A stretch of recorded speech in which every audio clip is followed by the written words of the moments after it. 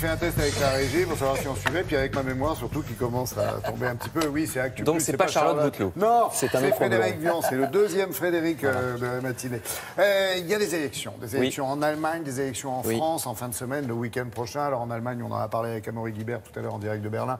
C'est vrai que c'est le 4e mandat de Mme Merkel qui va se jouer. Oui, on suppose. Et en France, ce sont les sénatoriales avec un enjeu et des élections qu'on ne connaît pas très bien finalement. Non, alors on ne les connaît pas très bien pour deux raisons. D'abord parce que le Sénat, c'est la deuxième chambre. Si l'Assemblée veut faire passer un truc que le Sénat ne veut pas, elle finit par y arriver. L'Assemblée peut tordre le bras au Sénat. Et puis surtout, on connaît mal les sénatoriales parce que vous et moi, on ne vote pas pour les sénatoriales. Voilà. Ben non, on n'est pas assez grands. Ce sont les grands électeurs, effectivement, qui élisent les sénateurs. Alors, on va voir des images des sénatoriales de 2011, il y a 6 ans, puisque les sénateurs sont élus pour 6 ans. Voyez le palais du Luxembourg qui est à Paris. C'est le siège du Sénat. Là, c'était le jour de la proclamation des résultats en 2011. Alors, les sénateurs eux-mêmes votent pour ces élections sénatoriales, de même que les députés, les conseillers départementaux et régionaux, mais c'est surtout les conseillers municipaux qui votent pour élire les sénateurs. 95% des grands électeurs, c'est des conseillers municipaux ou des délégués des conseils municipaux. Ce qui veut dire, c'est très très important, que le Sénat est une chambre des campagnes, parce que sur les 36 000 conseils municipaux qu'il y a en France, c'est une grande majorité de villages. Alors les tout petits villages de moins de 500 habitants, ils envoient un représentant pour voter au sénatorial, puis les villages un peu plus gros 3, puis 5, etc., puis 7.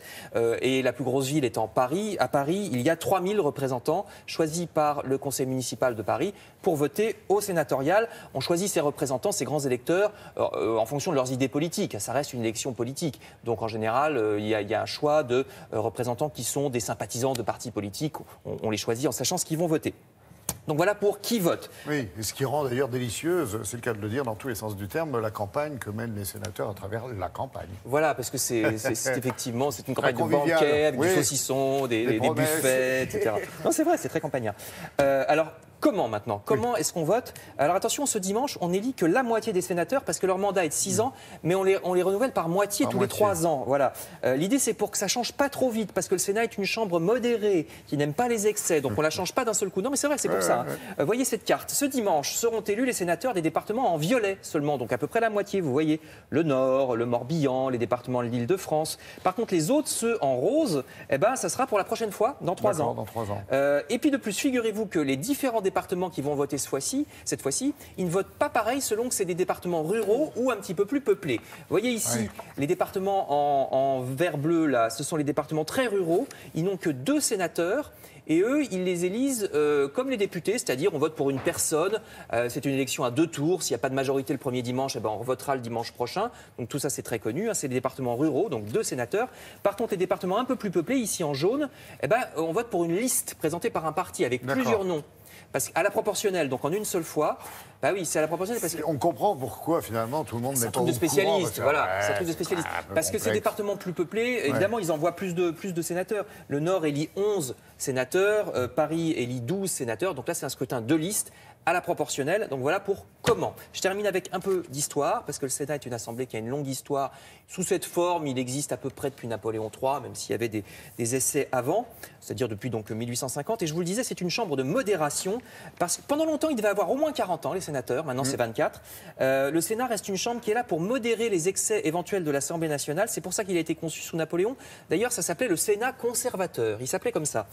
Sous De Gaulle, le président du Sénat, qui était un sénateur de la Guyane, le voici, M. Gaston Monnerville. Il s'opposait d'ailleurs aux innovations du général de Gaulle. C'était le principal opposant, Monnerville, que voici, c'était le principal opposant à de Gaulle. Et de Gaulle ne pouvait rien faire parce que le président de la République ne peut pas dissoudre le Sénat, contrairement à l'Assemblée. Donc voici M. Monnerville qui s'est beaucoup opposé à de Gaulle. Et puis surtout, le président du Sénat, qui a été aussi M. Poher, que voici, il remplace le président de la République en cas de problème. Bien sûr. Voilà, en cas de démission, comme De Gaulle en 69, en cas de décès, comme en 1974, Pompidou, c'est Alain Poher que voici qui a remplacé pendant 1 mois, le temps qu'on organise de nouvelles présidentielles, qui a remplacé pendant 1 mois le président de la République. C'est le 2e personnage de l'État, dit-on, le président du Sénat. Je termine en vous disant que les 170 sénateurs, c'est-à-dire la moitié des 348, qui seront élus ce dimanche, ils sont beaucoup moins nombreux que les députés. Les députés sont presque 600.